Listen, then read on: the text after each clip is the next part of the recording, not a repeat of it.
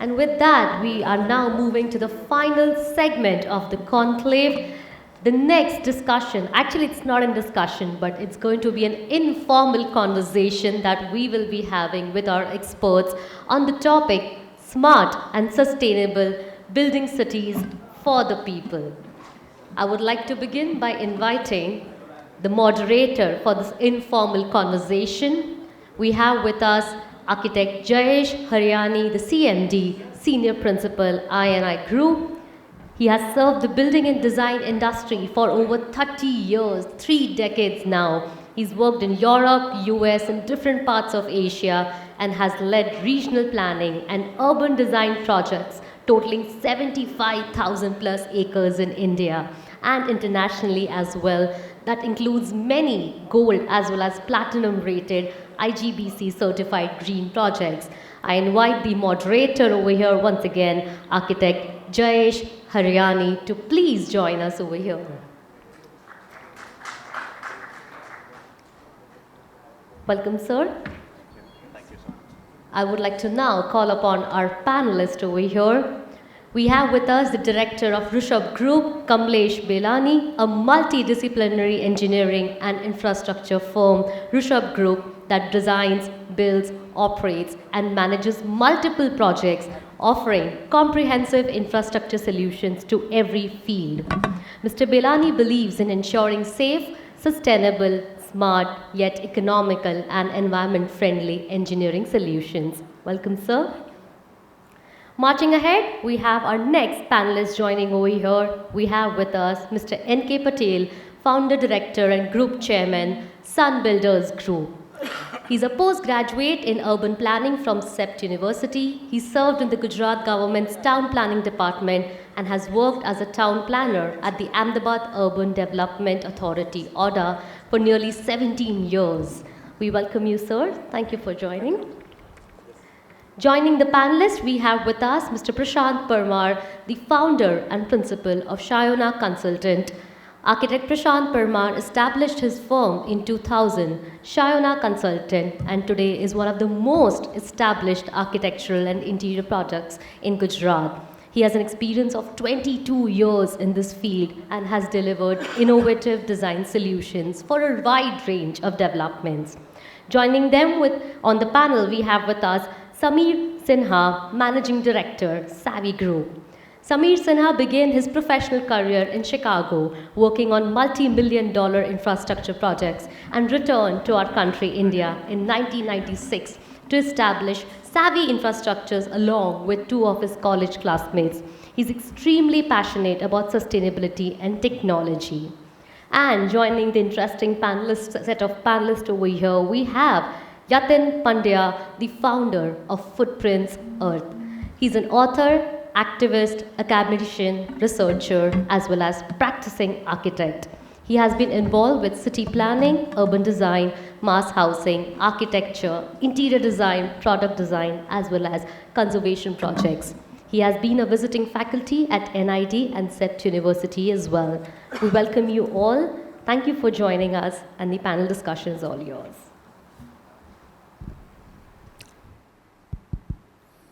Thank you for a wonderful introduction for the entire panel. On behalf of our panel, I really appreciate you introducing all of us. We'll miss one of our eminent panelists, so I think we'll have to cover some of his point overview, and we'll look for what would bring on the table by Shivanand Swamy, who is not able to join us for the illness. But we'll try to cover the best. So just to start the dialogue, what I feel that the smart and sustainable,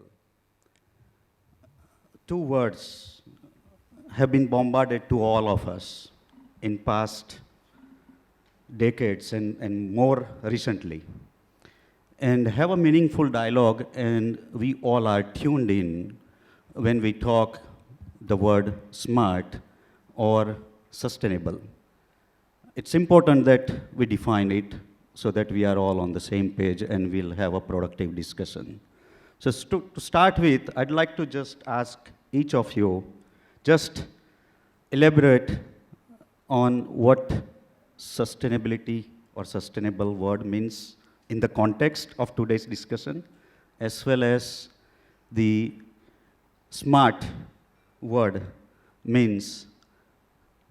And we'll start with that as a part of the discussion. But before that, I'd like to set a framework on the cities, because we are talking two things, cities and smart and sustainable, that implies to cities. So let's get oriented as a group to make the best out of this dialogue and interaction. And why cities are important, why we are talking about it, and recently more so in last decade. So I'd like to have that first set, that okay, why cities are important, why we need to really discuss about it.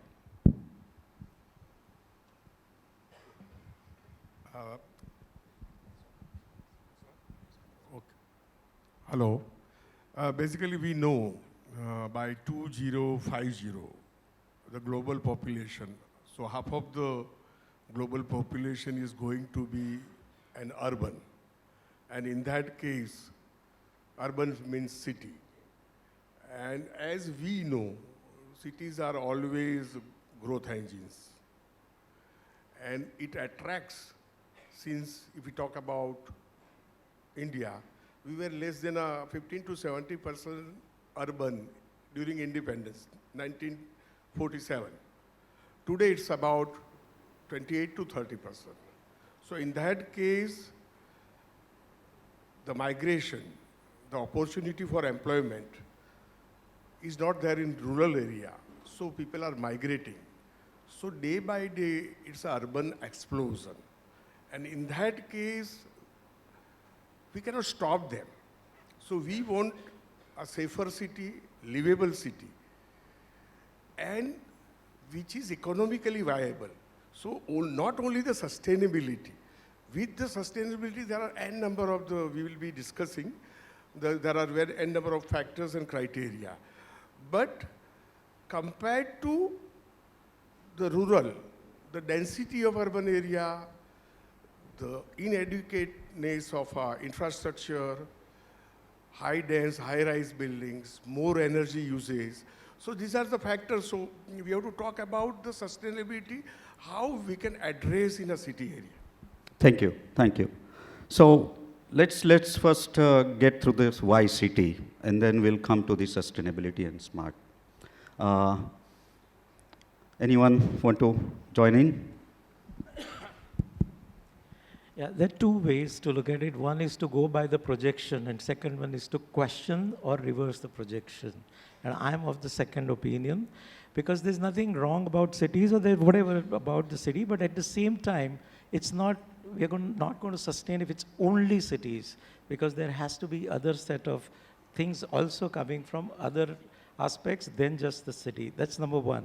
Second, what is the scale of the city? And that's where I'm a little concerned about that, is it city, mega city, then metro, and then mega metro? You make Mumbai, then Bruhat Mumbai, and then now even whatever, we run out of words to call them what kind of city. Could it not be, for example, can Bandra be a city with its own governance, with its own kind of distributed amenities and stuff like that? So question is not having cities, question is what scale of cities. And third is at what cost the cities. So if you go on sprawling, if you go on taking all of the resources which could have been for something else very needed, then, at the cost of that, then when the cities come. So this is where we have to know that is this projection, because that will keep on increasing, but with what measure? How much of that is a pull factor? How much of that is a push factor? And if we can relook at that and rebalance, maybe we'll be able to kind of arrive at a little more balanced, sustainable, and manageable places. So how do we improve the quality of life of the other half?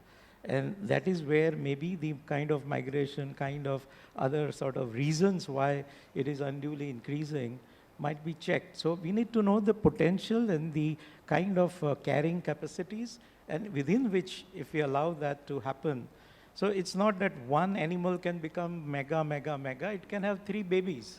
So after a point, that's where knowing the threshold where the city becomes another city or another something is important, you know. No, that's interesting perspective that yes, cities are important, but there is more to it, and not only cities is what we need to focus. So we'll touch on that. Samir Bhai?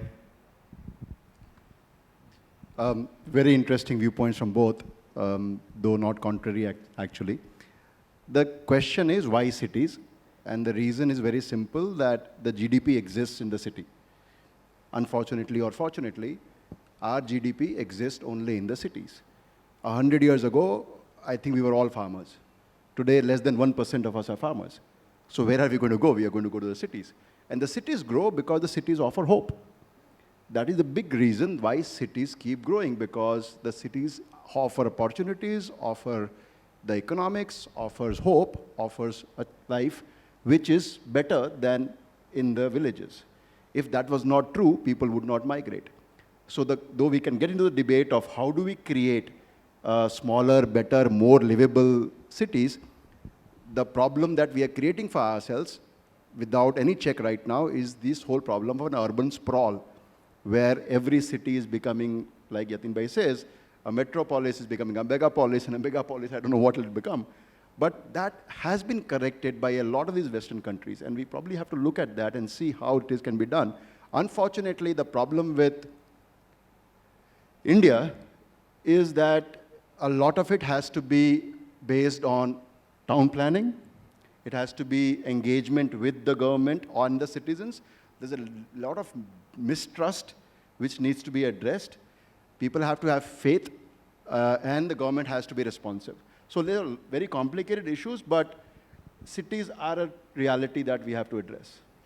So I think the viewpoint, it's interesting, it's building up, and it's going to really fun debate to really connect to. We have 2 viewpoints. One, cities are very important and drives the engine, and cities cannot be the only thing to worry about. So let's build on that. Anything else, Prashant Bhai, to add? I think almost everything has been covered. But yeah, as Samir Bhai said, cities are for the hope. You know, the people are traveling or migrating from the rural areas to the cities because they find, you know, good opportunities, better health, better transportation, good medical facilities, and you know, these kind of things which attract city, you know, attracts people towards city. But there are, of course, pros and cons. You know, like in rural areas, you are getting good quality of, you know, environment, kind of, you know, the nature is good, air, no pollution. You know, you are socialized with your, you know, the family members, and you are getting good quality of life, in fact. But in cities, because of the hectic schedule, because of the pollutions and the climatic issues, you are not, I mean, you are not able to achieve that thing which you are actually want to, and that is the reason you are migrated to the cities. So there are both pros and cons. So I think, you know, cities are really good for GDPs, for the better future, and in coming future, definitely, you know, in 2050, you know, most of the people will be migrated. Maybe more than 65% of the people will migrate from the rural areas to the cities. The reason being is that. Thank you. I'll come back to you, but Kamlesh Bhai, if you want to add anything on that, why cities are important? Mainly we are talking about the smart cities or the smart buildings. It doesn't mean the aesthetics of the buildings. It means the self-sufficiency of the city or the particular aspect. When the particular city is self-sufficient, means it is using the resources in an optimized way. Secondly, if we are talking about the sustainability, then the sustainability is only depending upon the smartness of the Yeah, I'd like to touch on that sustainability in the more detail, because I think we need to align on the word sustainable to get the good discussion out of it. Before I change the tone, I'd like to just question ourselves as well as the people on the room that yes, we all know that cities are engines of GDP and provide a lot of opportunity and hope, and everybody comes to city for a better lifestyle, better improved living standards and so forth. But on the contrary, we have been experiencing totally opposite, where we are choked with congestions of traffic, pollution, crime, hate, so and so forth.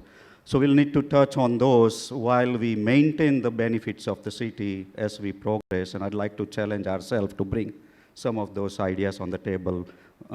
Please go ahead. Yeah, no, I was just wanting to bring in that it's not just the binary, it is just the primitive rural, and then it's the mega city. What we are missing are the grays, and this is where I'm saying that, you know, people having to go from Jumri Tailia all the way to Mumbai, earlier, have we strengthened the intermediate circles? For example, from Ahmedabad, before Ahmedabad, I mean, the smallest scale would have been Sanand, I'm not saying village, a very small town. Then there would have been Nadiyad. Then there would have been something else, and then Ahmedabad, and then Mumbai. So what I'm trying to say is that, is it that direct link from there to there, which is causing a lot more problem? Have we strengthened the intermediate cities, which are going to be next level of cities? So I think the more attention should have been, rather than making mega city even mega-er, it should have been probably the intermediate ones strengthened such that they absorb a lot of, you know, those So we'll pressures. have to address all levels of the density. So we'll have the dialogue in that direction. Before that, let's get oriented with two words that we all talk about. Can you put the next slide, please? The context is smart and sustainable and we are talking about cities. Smart, let's define smart. What we mean by smart in the context of city, and that also in the context of Indian city. Quick reflection. I think it should be judged by the quality of life, not IT, not technology, not infrastructure. How does it improve the quality of life? That's the smartness of calling it smart. Fair enough, fair enough. Samir bhai? So actually, I am not in big favor of this whole smart word. I would rather make it a livable city, or a friendly city, or a safe city, or a fair city, inclusive city, rather than being smart. Smart માં શું થયું છે કે આપણે હવે camera લગાવી દઈએ એટલે સ્માર્ટ થઈ ગયા. That addresses only one small safety aspect. It does not cover the other aspects. And that is why naming is very, very important, and we get away by doing a lot of technology applications saying that now the city is smart. And our methodology of judging also is, I think, flawed. So smart, I would rather focus on sustainable cities than smart cities. True. So it's not about technology, it's about the way of life. It's about technology, but offers. technology is only a very small component of it. There's a lot more human factor to it. Prashant bhai, smart. I think both the words are, you know, we can say it's hand in hand kind of things. Smart and sustainable, we cannot separate because it gets in harmony. But of course, after all, you know, the end of story requires peace of mind and peace of heart. So I think whatever you say, it may be smart or sustainable, you know, by getting all the technologies done with, you know, that the cameras or, you know, very advanced technologies are available right now in the market. But after all, you know, it's a kind of the satisfaction you should get. That is most important, rather than we are, you know, discussing about the smart and sustainable. It has to be, you know, the end result should be, you know, win-win condition kind of thing. Okay. I'm agree the city should be livable. But how it can be a livable city? And when we talk, the second tag work is a sustainability. So the city which optimize the local natural resources for the betterment of a people, that can be a city I will tag as a smart one. In fact, I think the more involvement of the citizens or the community involved into the whole process, or educating them or aware them about the smartness and optimized use of the resources, is the real smart way to get the cities smarter and sustainable. Good enough. I'd like to just simplify. The way I look at it is smart means learn, don't make the same mistake again, improve on incremental efficiency, incremental productivity, and create a harmony in system and people for overall smart delivery of services to the citizens, right? So smart is more simple. Don't repeat the same mistake. Learn from it, improve it is the easiest way to do. So we have defined the smart and sustainable in the context of our discussion, that how we really make them. So next, let's just build on it, that okay, what do we do with this? Next slide, please. So the question I'd like to ask to all of us is, what makes a city good city, right? We already talked some of the ingredients of good city that should have. So let's just see in the context of our challenge in India, that what a good city should look like. Who wants to go first? I'll go because I pulled up something that I had made a note of. It's a quote from Norman Foster, which says that, especially this is true post-pandemic more than it ever was, that our cities must be more beautiful, more desirable, offer more opportunities, be quieter, be safer, greener, and more fun. I think if we can achieve that, they can We'll be done.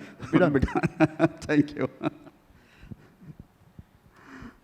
What I'm saying is that final goal needs to be known, and therefore the tools have to kind of support that. Okay, I mean, just to say that, okay, how do we achieve it? 6 flyovers on Sarkhet Gandhinagar highway, but badly designed entry and exit doesn't answer the, so it is not a project that, okay, 6 flyovers are done. We have to know what is the traffic issue. So Pakwan Junction is not relieved right now because from Thaltej you cannot enter that, flyover because you can't go onto the other side, enter into that. So likewise, what I'm saying, if we have these goals and, okay, it's a place of opportunity. Point is it equal opportunity for everyone? So that equality, plurality, imageability, all that come in play. And these are not emotional words. I think our tools have to be based in a way so that these things are indirectly there for everybody. For example, public open spaces. What proportion? Ahmedabad is one of the least in terms of common open spaces and in a decentralized way. And even the waterfront comes up with a charge, or Kankaria comes up with a charge, which earlier was every newly kind of engaged person's retreat. Because first time you go to an expensive cafe, next time you go to a Rekdi, and third time you can have Shing Chana and be on your Vaspa and sit on the waterfront. So what I'm trying to say is that, is it becoming inclusive, or in the name of the mega project, it's going away from the people? So I think good amount of opportunity for all, and this is where I'm saying the answer may be in decentralizing, so that Maninagar is a corporation or whatever you call it by itself, which has school, which has this, and even its governance in its own opportunities and requirement, and the heights or the FSI or that could therefore be governed by whatever are its opportunities or resources or limitations. Same way, Bhopal can be already it is a city by itself.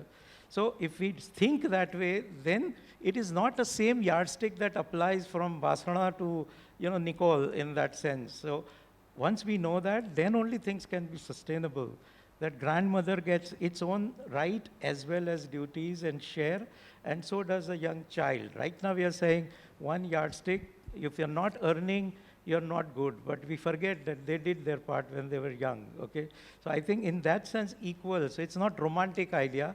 It's actually a factored in the So it's sustenance. inclusive Yeah. and should cater all levels in terms of offering livelihood and so forth. Any other things to add? I little differ with Yatin Bhai. Yes, the reverse migration is not possible. We talk about urban planning also, which is also not successfully. Looking to our density, looking to our population growth. So in that case, Maninagar or a Bhopal is a different city. But if they are in a vicinity of some 5, 10, 20 kilometers, then most of the sustainable or environmental factor will remain the same. So this is a fact. Ahmedabad is 75 lakh, so we cannot reduce or we cannot think about a reverse migration. Delhi may be more than 3 crore. It's NCR. So there is a Faridabad, there is a Ghaziabad, there is a Noida, Gurgaon, Central Delhi, South Delhi. But now we have to think that 16 SDG goal, Sustainable Development Goal, which has decided for 2030. And what are that? I'm not going in that detail, but like need of a public transport, how to avoid the cars. So that public transport will include the TOC, will include the metro, but how the appropriate location, appropriate route, and how from a 3 to 4 minute walk you are getting. So you have to think of a smart public transport solution. Similarly, I agree, Yatin Bhai was talking about a green space.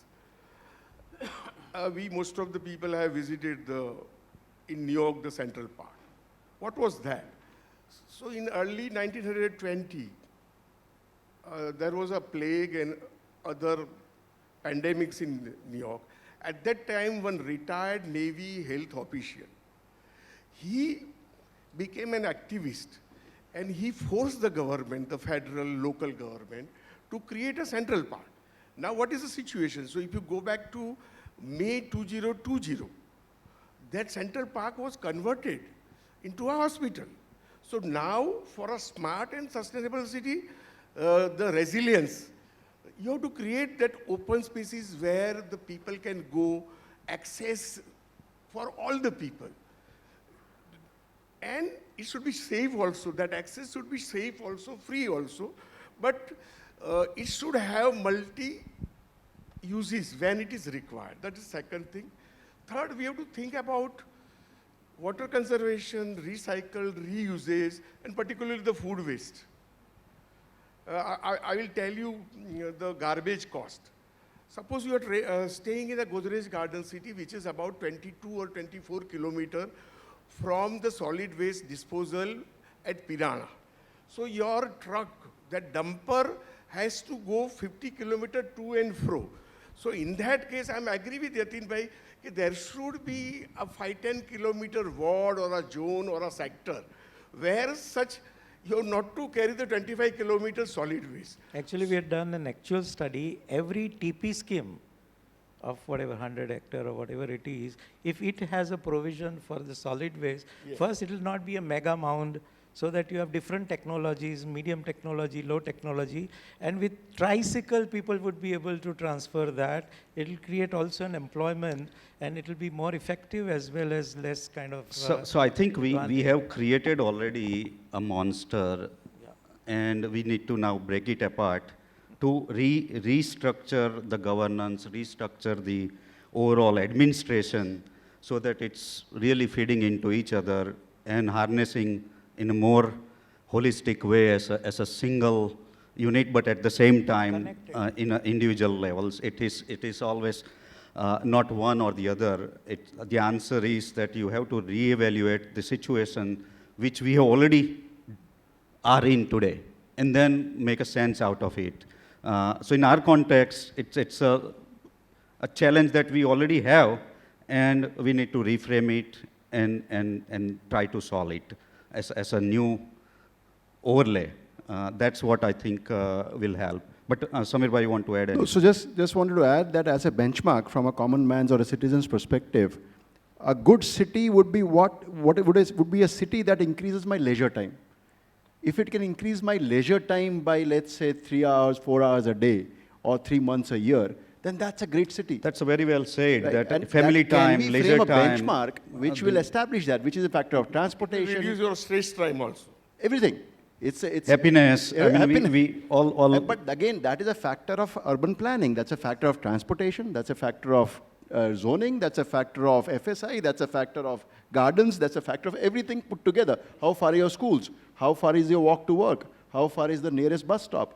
All of that factor comes in if you can focus comfort of the citizen and how livable is it in terms of his leisure time.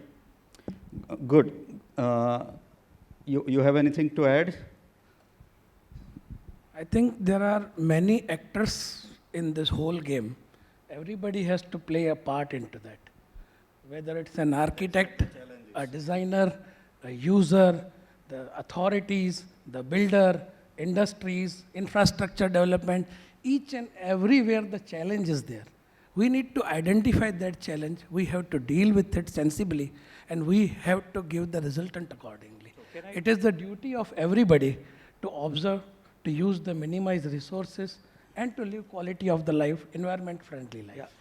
One of the process I just want to share, that's why it's not one commissioner, one minister, or one architect's kind of so-called vision or duty. One good example is New York Mayor Bloomberg, when he came to the term and went for 2 terms.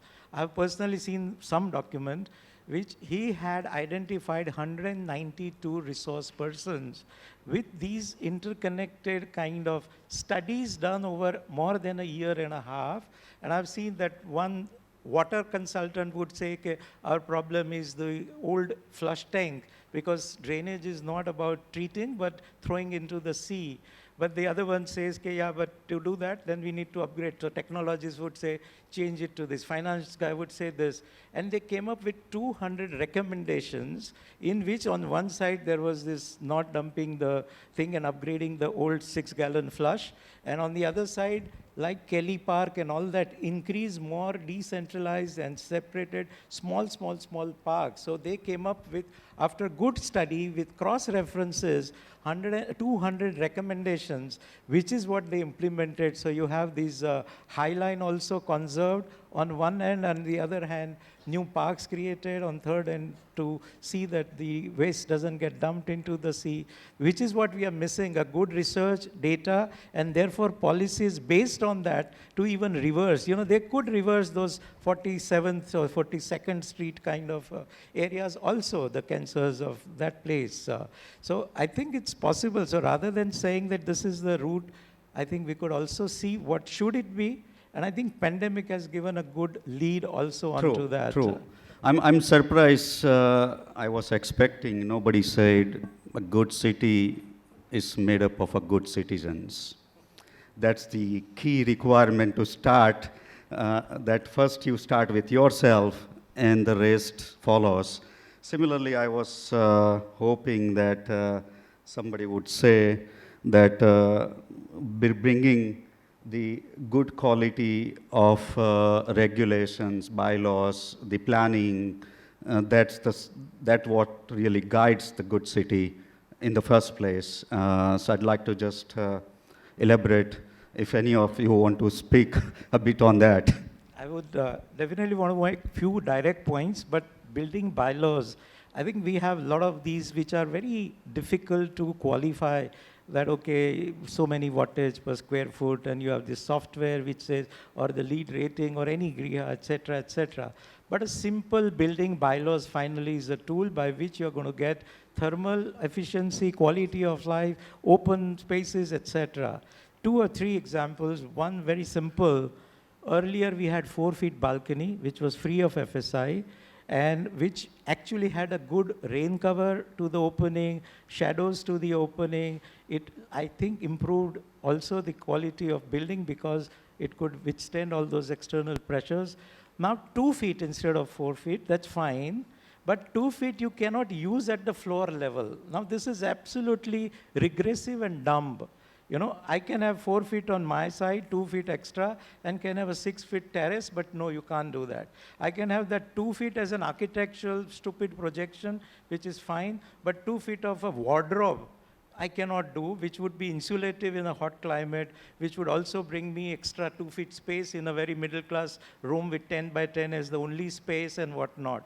So I think very simple mechanism by which, and for India, Ahmedabad's kind of shadow angle, anything from 67 centimeter to 90 centimeter, if you have an overhang, 1 meter awning can do as much as what most of your glass facade can be protected by, etc. I remember Yatin Bhai has been really pushing this agenda of a balcony in earlier discussion as well.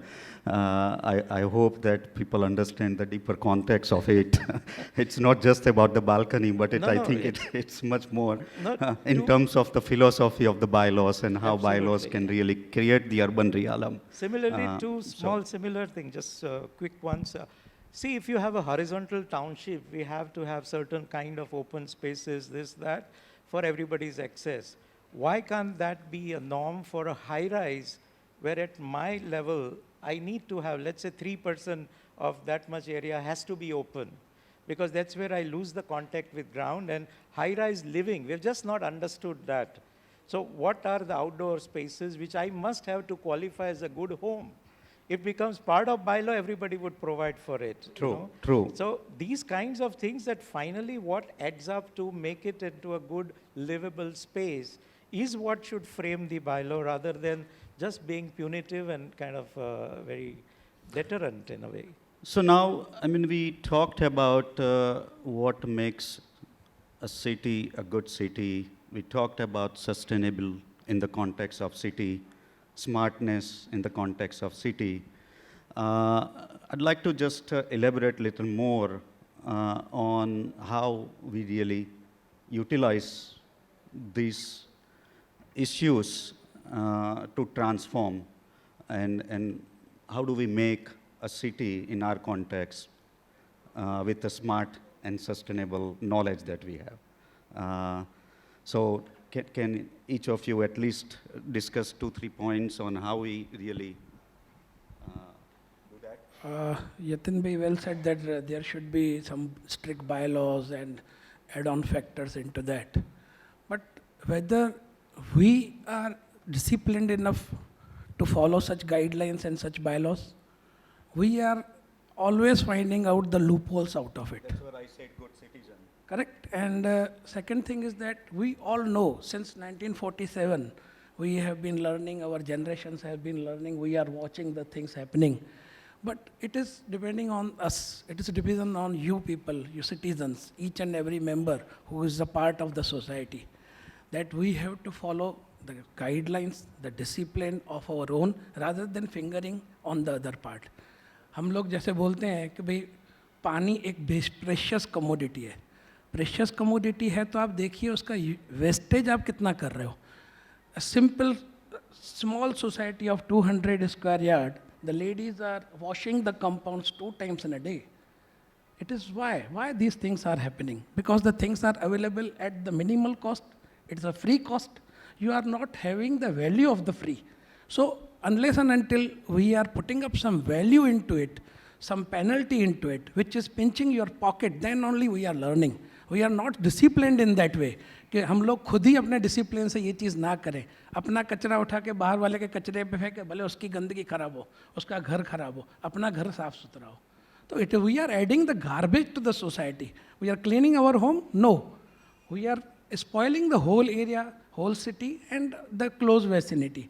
The people need to be educated. It is the self-responsibility of the people.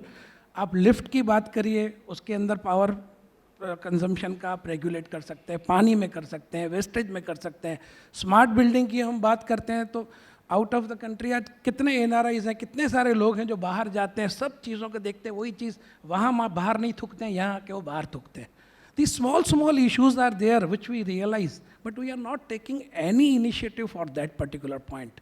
So at least it is our responsibility to make the city smarter, clean and beautiful and energy efficient. When we are talking the smart, you need to be smart, then the whole city and the other things will become smarter. So start with yourself individually. All of us need to pitch in. Journey starts with us. Anything more?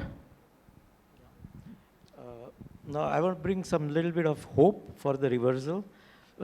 One is it's not always punitive. There is also encouragement in initiative with certain rewards. And we have seen the transformation with the rooftop solar harvesting. The fact that policy came into existence with certain kinds of benefits shared to the people on their own are doing it. Okay? So I think that's where the whole point that what is useful to the group, so when you create something, then people will follow. Right now it's so easy to say that, okay, people flout the signal and all that, but so many places there's so much confusion. So don't go by those bad data. We also have to see that how far something is there in right place. That's one. Second thing is that we have seen today, all probably here have seen the brunt of labor and these sort of, human supplies, shortages of the kind of those supplies. Why? They could have been in Ahmedabad only. No. 4 months and 6 months they go to their places. So let's not say places are not livable and all that. Provide them something more and they won't come here. Okay? So they have enough. They have right now monsoon and their kheti. They have manrega. Without doing anything, they get certain amount. So why they come here? Okay? And so on and so forth. So point is that if we strengthen certain kinds of elements, then you would be able to resolve that accordingly. And third is, we have seen in pandemic, when the undue systems were out of the place, nature could correct its own course and things could happen. I'm not saying everything towards IT. We need human factors and whatnot. So I'm not going back to that. But what I'm trying to say is that if as a general policy, if we think not just giving slogan that 230 and 2070, but what are the ways from today we start towards that, and in which, like you said, the master blueprint of strengthening the smaller centers, deflating the present ones, and there are many ways to do that. There have been places, Brazil and many, you can't buy land in the urban area anymore. Okay? So I think there has to be that sort of a policy. In Singapore, your cost of vehicle is not really that much as the taxes on it. So there have been enough examples to do that, but we need that willingness. On one end, we say that 5 cars per a house, and the roads are not like this, and we are GDP excess and whatnot. I think we are missing the total point. So good citizens, maybe policy framework to support and incentivize and encourage the behavior in that direction. Any other good ideas to really add? So I honestly, and I agree with most of the points that have been made, but I honestly feel that just like good citizens make good cities, cities should also make good citizens. It should be the onus of creating good citizens is on the city. The challenge is that we have become a race of consumptionists. We are consuming what was meant to be a durable. And this is something I like quoting often, is that when I grew up, or when most of us grew up, we had one car in the family that lasted for 30 years. My dad drove the same car all his life. Whereas in my generation, I have changed at least, I'm sure all of us have changed several. I must have changed at least half a dozen to 10 cars. My kids probably will change more, but what are we doing with these cars? They were not meant to be consumables. How many refrigerators have we changed in our lifetimes? My childhood, we had one refrigerator throughout our life. So what are we doing? So the challenge also is that with this whole pursuit of gain or economic growth at any cost is something that the citizens have to also look at changing. Today, unfortunately, a dead tree is worth more to us than a live tree is, economically. And that scenario has to change, which has to come from the citizen, which has to come from an ecosystem that the city creates for the citizen. So have a two-way dialogue, the good citizens and also city themselves need to do their part, but cities are made up of people. It's not just the buildings and bricks and mortars. So ultimately, it's still on our shoulder that how we create that system so that city can facilitate their part is the another thing to really dwell on. Yes. Basically, we are at the end of this panel discussion. City. So what is the internal dynamics of a city? You have to learn that. What are the actors? So that slum dweller is an actor, the gangster is an actor, the law-abiding citizen are actor, all are the actors. So you have to identify all that actor. And unfortunately, in Indian city, there are various service providers also. There is a water supply department, there is a separate electricity department. That is the second portion. Third, as rightly Yatin bhai has said, instead of penalizing, we have to give them a reward. I will talk about a Bangalore Municipal Corporation. So if you are recharging your water or this, then there is a special discount in your property tax. So such kind of things has to be done to change the mindset of the people. Fourth, there should be a separate committee.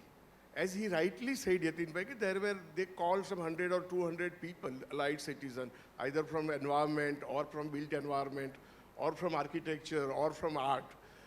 And you should do a brainstorming with them.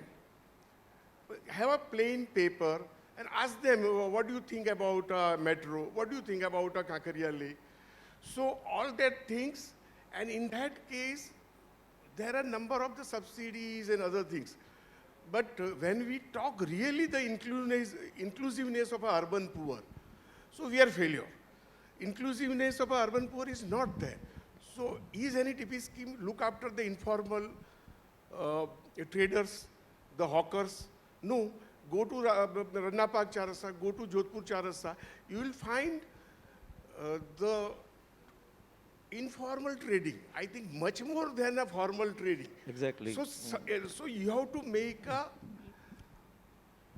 not thinking in one direction, but multi-dimensional trade-off approach, which I think, where we require the ICT for the smart technology. So all things will be there in a trade-off approach. That is very valid. And in our context, I mean, we talk that cities are the engines of growth, GDP, and so forth.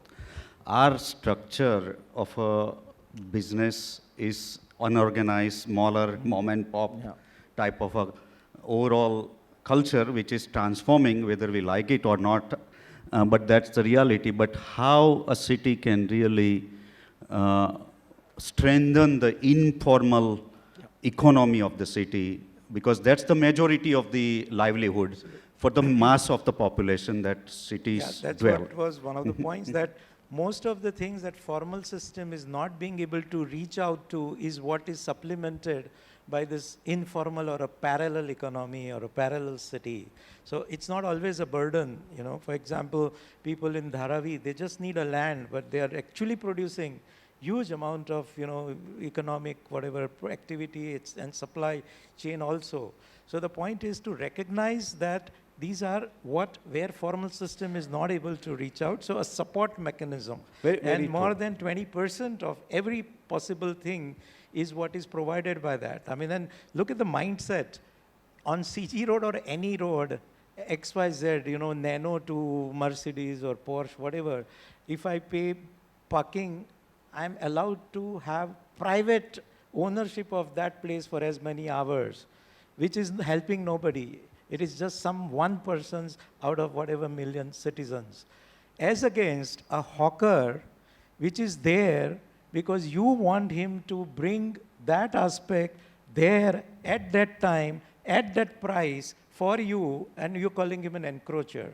No hawker onto CG Road, have Mercedes to Nano there.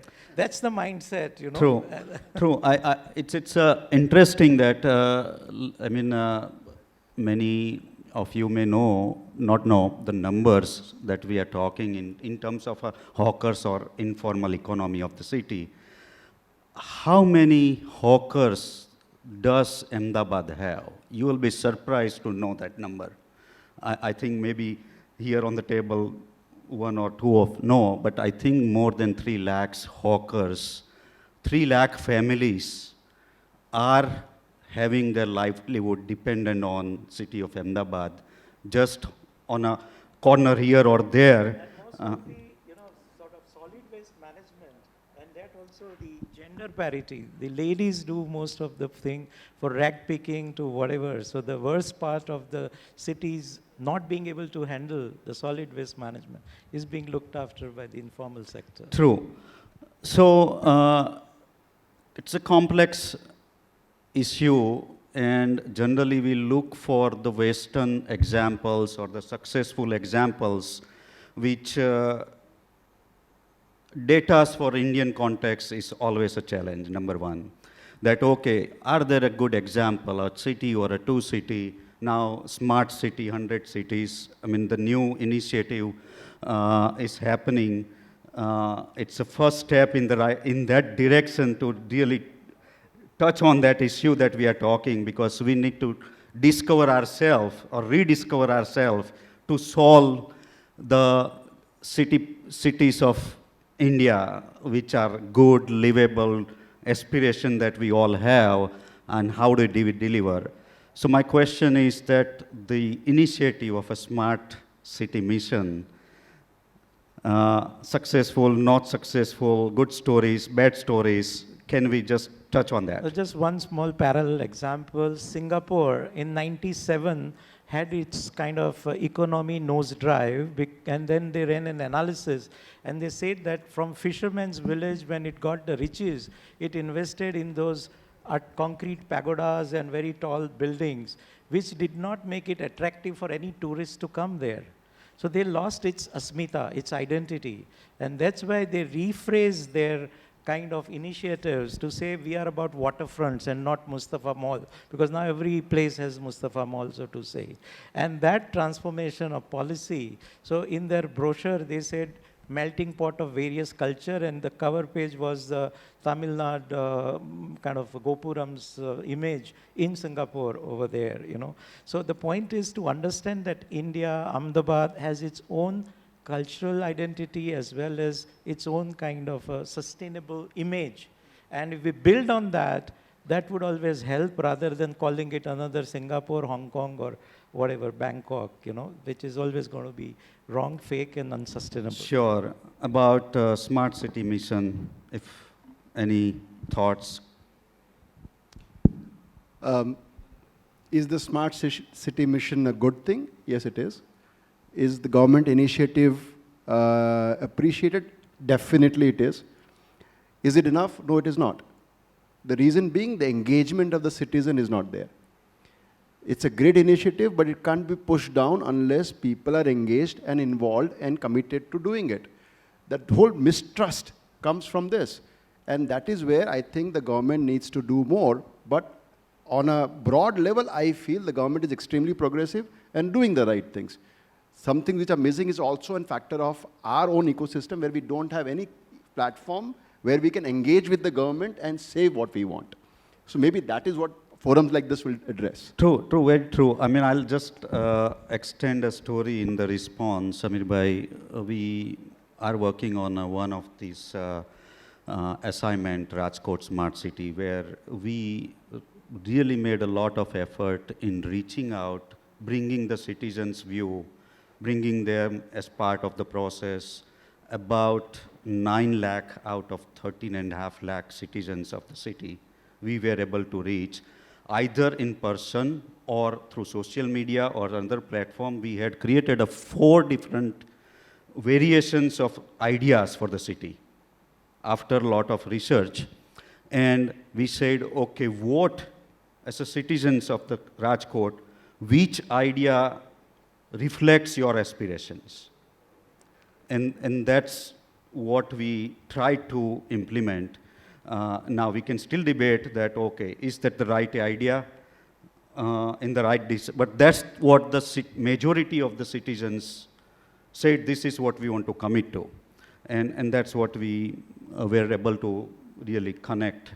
So I think there are some good examples, but you are right, majority, it's a disconnect that, okay, it's a report that's generated without really engagement of the larger stakeholders, and then it's just get pushed down, and then no ownership and the real result out of it. So, but I think it's a step in the right direction. Any other views, please?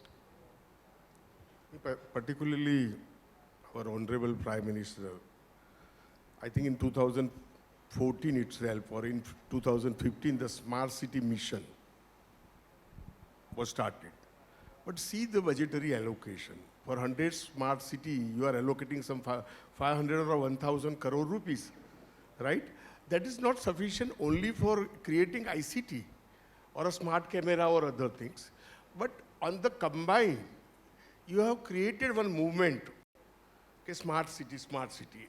And parallel, there is a Swachh Bharat mission, there is a Amrut, and there is a Hriday. So all are the mission through that. A local self-government can get good finance. So in Amrut, you can have an infrastructure has been improved, particularly in Tier 3 city, which it was not having. Similarly, more through smart mission. And it is a competitive. And they have to give their answers. And the mark sheet will be given by the Central Smart City Mission. So if they indicate only the 2-3 things like Amrut, Hriday is for heritage things, and the Swachh Bharat mission, another things like water conservation or new technology, building technology, or non-conventional energy sources, if such another things which more budget if they provide, then for sustainability, which we are talking since last 55 minutes, can be addressed by each city. So there are many other parallel missions that have been initiated, which I think overlaps in terms of integrating the efforts of the citizens and the cities across the region. The question I still have is the smart city mission, basically. How does it really creates the awareness in terms of the participation, which Samir Bhai said. But one of the right step in the direction is that now at least cities are competing and thinking about it, that what they can do in terms of competing the race, in bringing the new businesses, new fund, new strategies to compete with the other city, which I think is a positive behavioral change. At administration level, at citizen level, people are talking about it, that okay, what cities engagement is doing and how it is percolating. That's one of the right steps that I see that has happened as a result of the Smart City initiative. Moving into, we already touched on that, Yatin Bhai started that, is it right to focus on cities only, or is there more to that?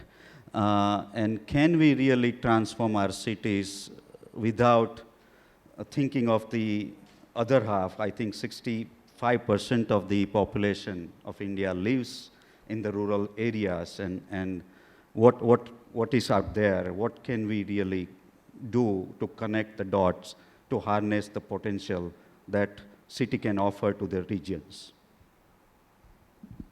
If we can, like you said, is a larger blueprint, define that, okay, cities need to contain itself within this parameter. I mean, I'm saying physically, likewise, resource-wise and whatnot. And between every bubble, small or big, there is an in-between, which is not to be touched. It could be forest, it could be agriculture, it could be other sets of production, etc. And the public transport. So what I'm saying is that Mumbai does not have to be seamless from down south to Kalyan or Vashi or even beyond Panvel, etc. And I'm just taking one, again, comparison. Although densities may be different, but it's not really, if we really count. But let's say Netherlands, from Amsterdam to Rotterdam, if you go, every 8 minutes in a public transport, you have a city in itself, whether it's a Delft, whether it's Rotterdam, whether it's a kind of a, and each city has its own different geography. One is a sort of a harbor, one is a university town, one is a touristic canal place, etc., etc. And you could walk within that. There's hardly any other need of other supportive transport. But in 8 minutes, you could be in another city with its own mayor, with its own governance, with its own, and it's the same distance from south to north to Mumbai. So all I'm saying is that if there is a perimeter kept for each city's potential growth, and not to, like a buffer zone. We have green zone in city, even though need many more. Why do we not flout on the open spaces that are earmarked as a green zone? So likewise, if we have equal attention to what even city need, because the thing is that it should not be even otherwise right that, okay, Punjab sends all the gehu. Of course, ecology, geography, biology may be different.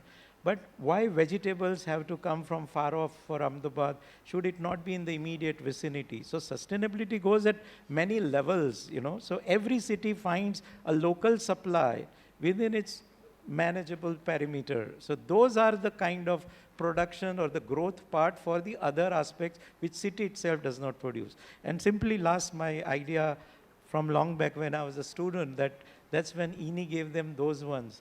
Why all our public space, streets, trees are not fruit-bearing or otherwise edible landscape, you know? What if even any passerby throws a stone and gets a chiku?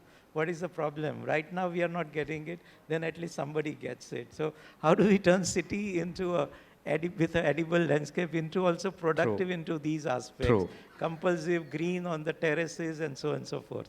No, I think the urban farming, the meaningful planting, which adds the value to the community, has to be part of this, not only urban farming, but even the energy farming in more renewable way, whether it's solar, wind, or whatever needs to be part of the equation.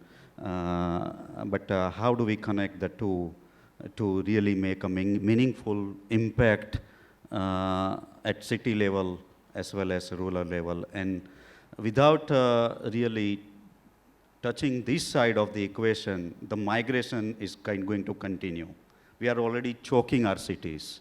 So we need to do work on both sides. One side, work on our urban issues, create a blueprint that really works on the integration of the system across the urban areas. Parallelly, we develop the cluster-based solutions around the urban and overlap and see what larger systems we can create to help build the efficiencies. Any more last thoughts on the connecting two dots? So very quickly, the three factors I feel that we need to improve in our rural areas to make cities less attractive to migrate to is technology, transportation, and opportunity. We sometimes do not pay enough attention to transportation. I think the real estate prices, the biggest factor that impacts us is transportation. If Nadiyad was as livable and easily commutable, why would Bodakdev prices be so high? So technology, transportation is extremely important, and that is something that only the government can do. As citizens, we can only use what is being certainly by like smart city mission, the urban mission really talks what you are saying, that bring that type of infrastructure, connectivity, some of the facilities and lifestyle, such as technology, networked availability and so forth as part of the urban mission.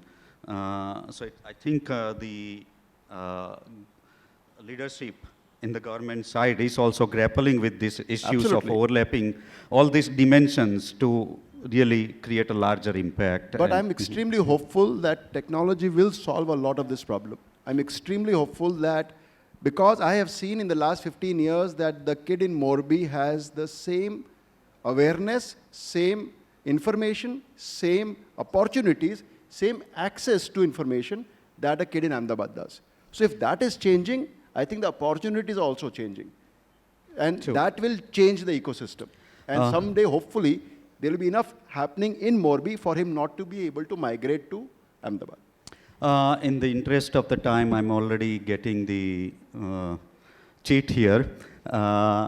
So before we conclude our session, quick reflection, two things that we can do, low-hanging fruits to transform our cities. Quick round. Just more a summary, but I would still say a larger research and database to arrive at where what is pinching, then long-term policies and short-term actions rather than quick. In my term, I have to see 5 flyovers versus how to solve traffic problem. So today I have to start with this, but after 20 years I'll reach here. And for that, it cannot be individual this thing. It has to be a mandate by larger and therefore more platforms to discuss, debate, and bring out white papers or whatever you call it towards that, and that accumulated becomes part of the policy. Samir bhai, two quick things you want to add? Low-hanging fruits. Low-hanging fruits. Transportation and technology. Both need lot of money. Transportation. Money, to me, money in India is not a problem. Money is not a problem today anymore.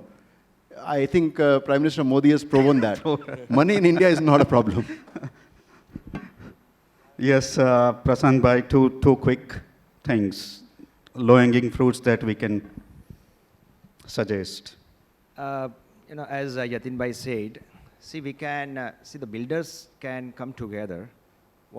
As per my opinion, builders can come together, and instead of creating, developing small plots, they can develop a cluster kind of, small village kind of space, which is very near to the main city stream. And in that, the builders and the developers and the architects and the town planners, they can plan small cities. So we can create a kind of village kind of environment, and that can be a sustainable, that should be a sustainable kind of cluster, which uses the renewable energies. So that's how we can help the nature as well, and that particular town, we can get all the opportunities like the education, the medicines, and the transportation is less time we are spending for. So and definitely we can get a good leisure time. So in my opinion, it has to be like that. Quick two things, very quick. First, as we were discussing, the citizens' participation. So more should be the people's participation, and for that you require more transparency.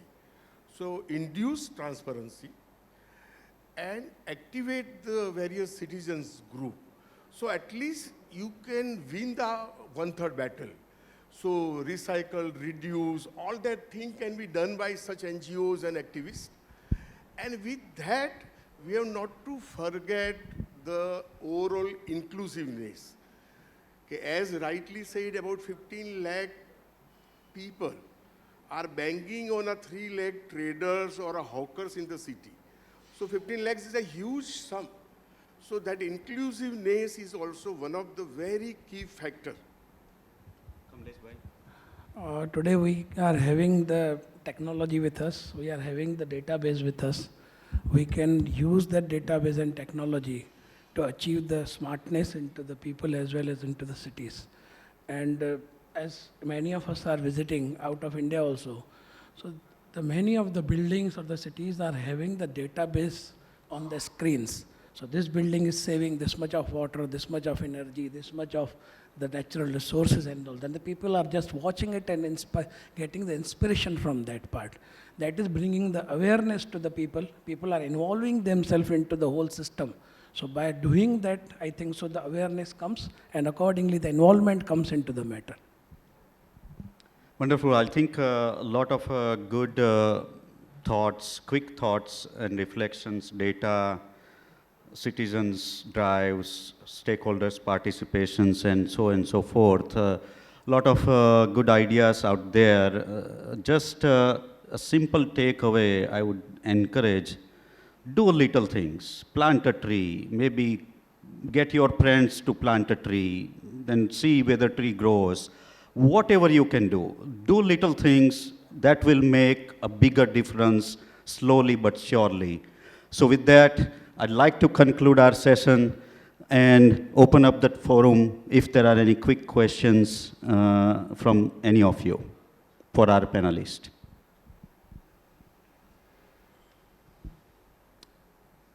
Anyone? Yes, there's one question in the first table, if somebody can bring the mic.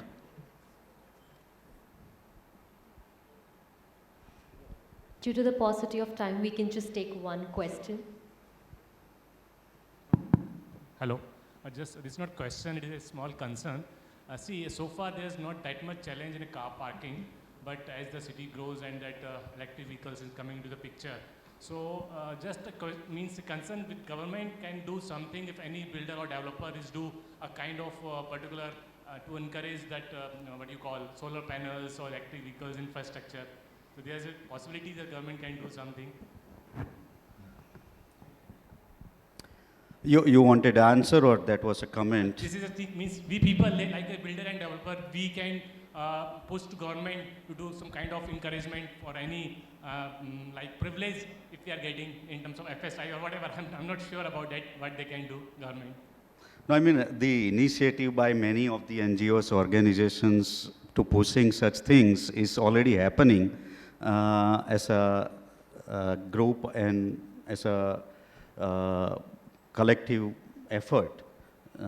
So I think eventually we'll get there, but single point at a time, we have to focus. Go ahead. No, but I'm saying it's not going to be as many parking spaces or whatever provided. We have to see that the car doesn't come onto the street unnecessarily. And that's why, again, that decentralization, that if I find certain things in my walking proximity, and as you said, certain things can be with public transport, unless you reduce undue cars coming onto the street, there is never going to be an answer. The same way you don't want people to unnecessarily come and crowd, you have to find other ways.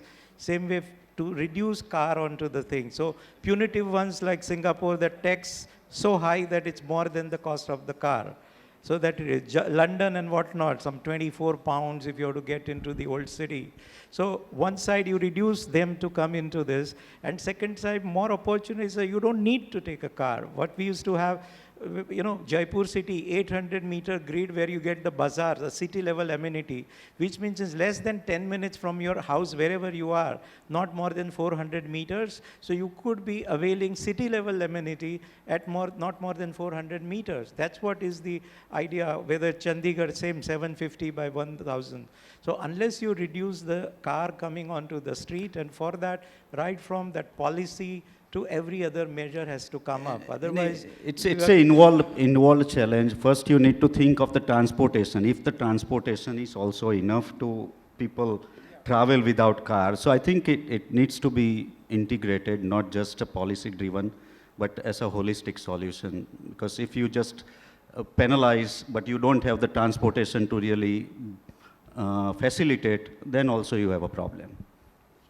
Thank you all. Thank you so much for sharing your thoughts and various points on how we can build smart and sustainable cities.